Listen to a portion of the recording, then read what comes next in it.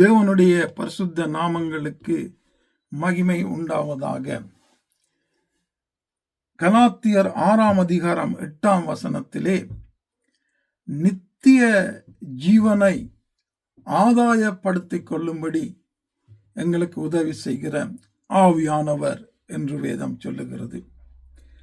இந்த வசனத்தை நாங்கள் வாசிக்கும் போது, தன் மாமிசத்துக்கென்று விதைக்கிறவன் மாமிசத்தினாலே அழிவை அறுப்பான், ஆவிக்கென்று விதைக்கிறவன் ஆவியினாலே நித்திய ஜீவனை அறுப்பான். எங்களுக்குள்ளாக வாசம் பண்ணுகிற ஆவியானவரை கொண்டு, ஆவியானவருக்கென்று, தேவனுக்கென்று இயேசுடைய வார்த்தையின்படி காரியங்களை செய்து வாழும்போது அந்த ஆவியானவர் எங்களை நித்திய ஜீவனுக்குள்ளே நடத்த பண்ணுகிறார் என்பதாக வேதம் சொல்லுகிறது.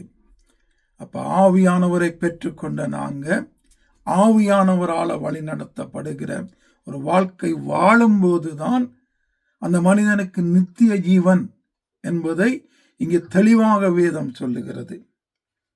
மாமிசத்துக்கென்று விதைக்கிறவன், மாமிசத்துக்கென்று வாழுகிறவன் அழிவை அறுப்பான் என்று வேதம் தெளிவாக சொல்லுகிறது. எங்களுடைய சுயத்திற்காக, லாபத்திற்காக, எங்களுடைய காரியங்களுக்காக தெய்வத்தை மறந்து, ரட்சிப்பை மறந்து, ரட்சித்தவரை மறந்து வாழுகிற ஒரு வாழ்க்கை இருப்போமாயிருந்தால் எங்களுடைய முடிவு அழிவு என்று வேதம் சொல்லுகிறது.